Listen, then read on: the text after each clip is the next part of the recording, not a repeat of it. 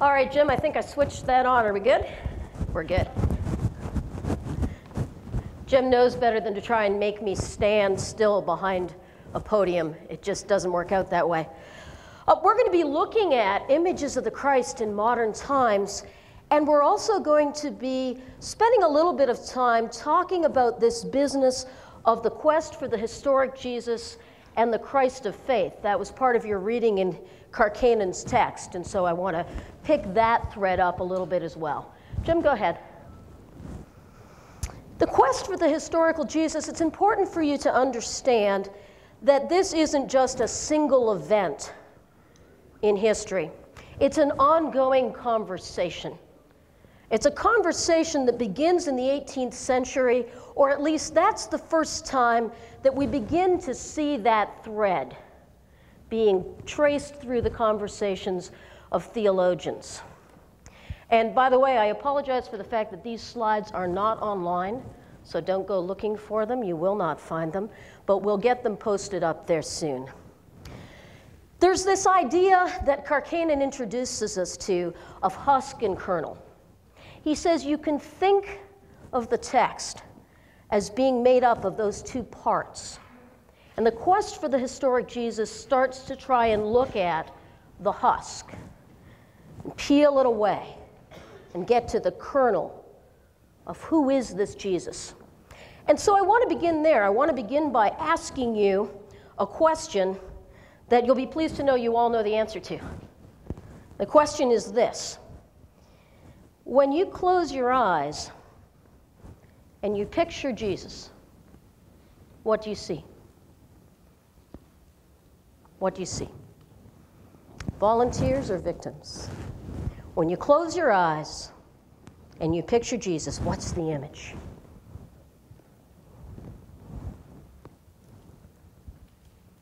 I have to tell you that I grew up, I'm a mutt. I grew up in Montreal, Quebec, Canada, and I was raised by parents who were nominally Protestant.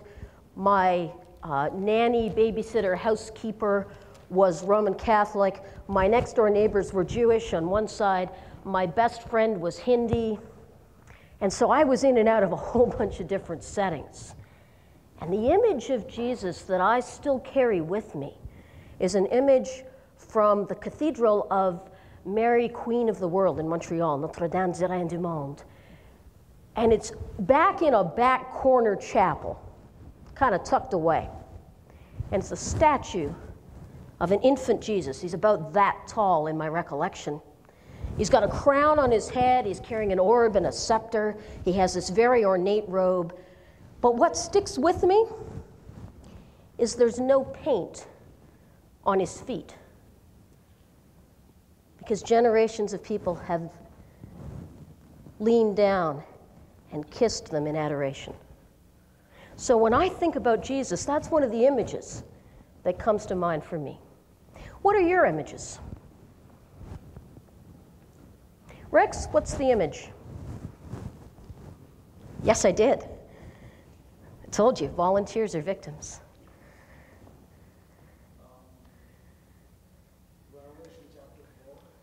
Revelation 4, okay. Yeah, not everybody's image of Jesus. Why that image? I cannot give a face to God. So, because coming from a pagan background, I'm basically exposed to idolatry. So I don't want to give a face to God. So when I think about God, it's a throne on which He's seated at His, lightning and thunder hitting out of it. That's what I think. So not a personified, anthropomorphic, human-looking Jesus. The great thou. Okay. Anybody else? What does Jesus look like? Janine, what does Jesus look like? Oh, I knew you were going to pick on me. Looks like the image of Christ on the cross, crowned with thorns, looking down at me. Okay. Your Lutheran roots are showing. Right? The Christ of the cross, the crucified Christ wearing the crown of thorns. Anyone else? What does Jesus look like? Outstretched arms. Okay. What does Jesus look like?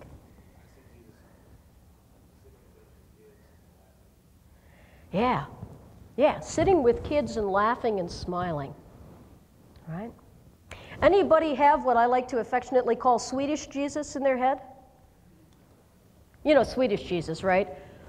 Blonde hair, blue eyes, long flowing white pristine robe.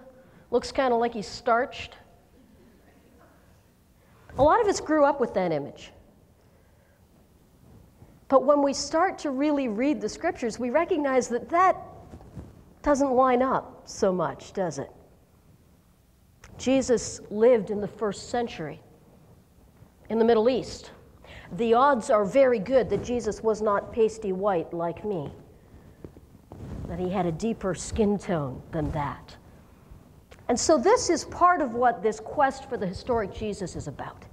That desire to understand the historic setting, to strip away all of these layers of ideas and theological constructs to get to the Jesus of history.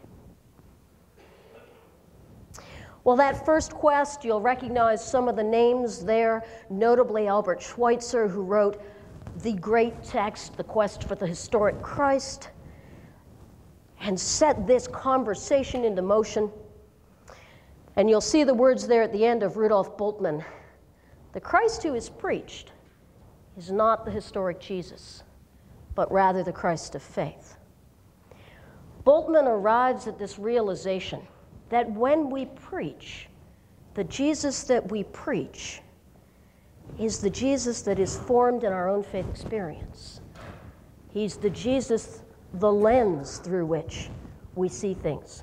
He's not necessarily a first century Palestinian Jew. He's the Christ of faith. And so one of the things we're going to be trying to do today is to look at some modern images and to ask ourselves that question. Jesus of history or Christ of faith? What are we seeing here? Next slide, Jim.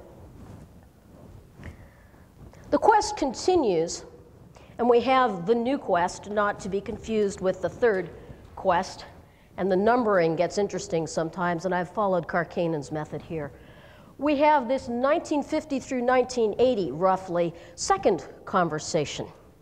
And when we start to look at some of those images, I'll help you understand how this played out in the media. And it did, in some very tangible ways. This is a quest that says, you know, there's a continuity between these. We don't have to have just the Jesus of history or just the Christ of faith. We can look for the places where they're one and the same. We can have that conversation. At the same time, we have another strain in the conversation, another strand that is beginning to say, perhaps this Messiah is a creation of the church. Now, those are dangerous words. Those are frightening words for us to hear. But it's important for you to understand that some strands of theology are asking that question. Is this business of Messiah really Jesus' own understanding? Or is it something that the church has layered over top of the Gospels? Whether or not that's your belief, you need to know that many of your brothers and sisters in the Christian world are asking that question and continue to ask that question. Next slide, Jim. And in the third quest, which is still going on, that's very much the question in the conversation. And so you have individuals like John Dominic Crossan, Bishop John Shelby Spong, Marcus Borg, Bruce Chilton, and others who focus in on the Jewishness of Jesus and what Jesus says about Jesus.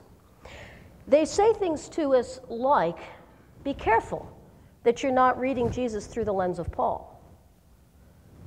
We take the theology of Paul's epistles and Paul's writings, and we use those to focus backwards on the Gospels. That's the caution that they bring us.